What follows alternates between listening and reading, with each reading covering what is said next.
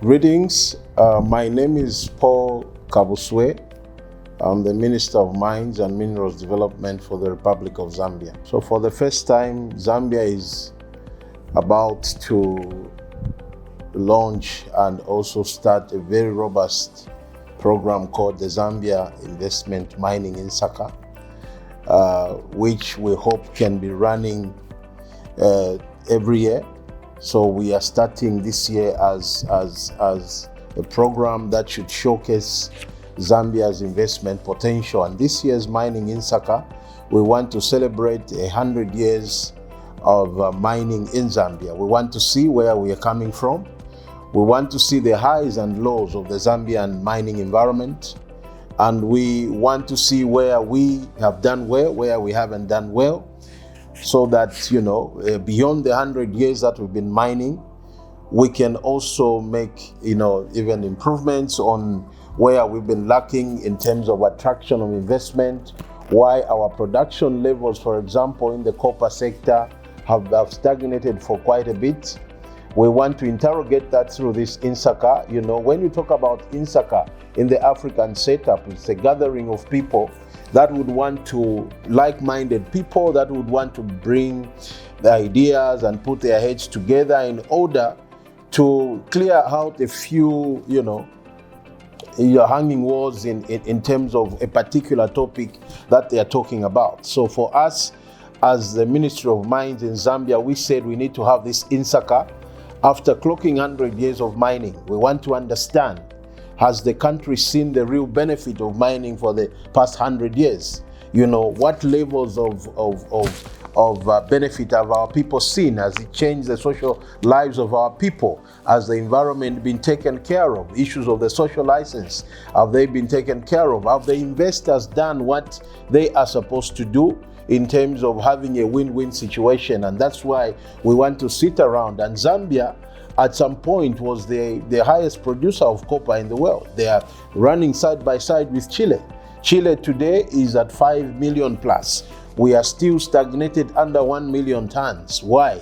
So we want to interrogate that. And we also want to showcase to the world that this country now has a policy environment that is very attractive in terms of investing in the mining space.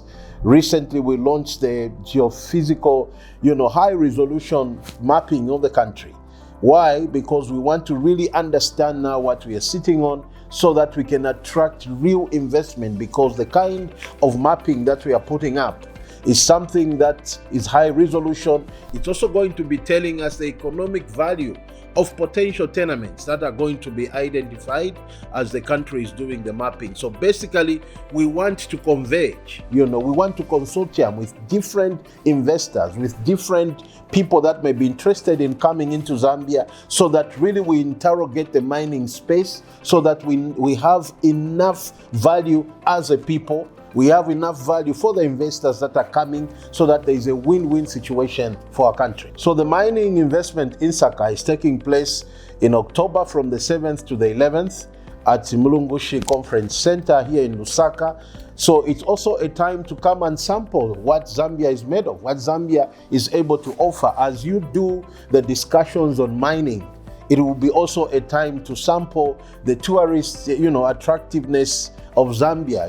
There's the Victoria Falls. You look at the animals that we have. It will be a nice experience as we discuss the heavy stuff of mining. After that, you can sample Zambia. So we are having this Insaka in Lusaka. Please come through and enjoy Zambia. If you understood my preamble, I said it will really be an interrogation of the past, an interrogation of the present, and an interrogation of the future. On our side as Zambia, we want to understand that we really seen the real benefit. And in fact, I want to emphasize that the discussions won't only be centered around copper, because Zambia has been known for copper, but we are diversifying in different critical minerals. Today, the world is talking about the fact that they are now what they are calling critical minerals, the minerals that are critical for green energy transition.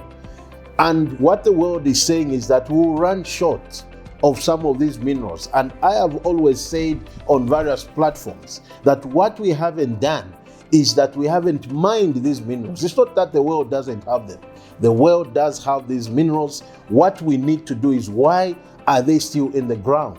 We need to invest in exploration, and that's why Zambia, number one, set itself for a target of 3 million tons by 2031. We have already gone into mapping. We are showing the world.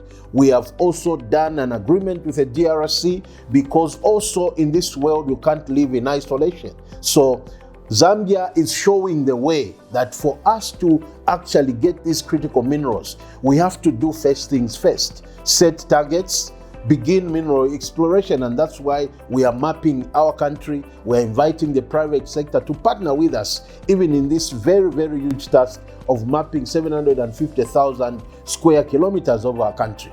So when we meet, we are not going to look at the past.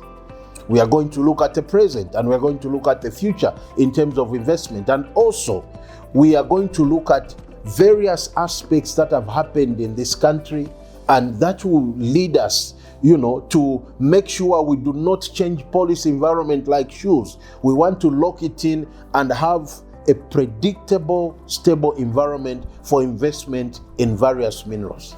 As you come to discover to discuss the heavy stuff around mining, of course, tourism is going to benefit, and other industries, because when mines are being set up, number one, government gets a lot of taxes, meaning the coffers of the nation benefit. Number two, direct jobs for our people, because when there is more investment, it means there is more activity, and those people that are investing will be employing our people. Indirect jobs in terms of suppliers and contractors, those are also very, very critical and important to the economy.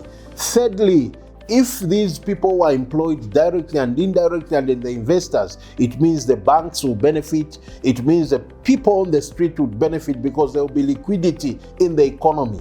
Why we are doing this Insaka, it's not an academic exercise, but at the back of our minds is economic emancipation, economic development for our people. And that's why we are doing these things, is to expose Zambia to be a hive of activity in the mining space, so that it trickles down and have a multiplier effect to other sectors of the economy, and also fund social sectors. Zambia is now promoting free education policy, which requires money, and that money can come when there is more investment and more activity in the economy.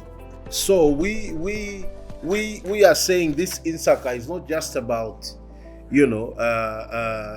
international investors. We are also inviting local investment. We are also inviting people that, for example, we have a lot of small scale or artisanal miners who may have licenses, but they may not have the kind of capital that is required. And that's why during the Insaka, there will be deals being struck.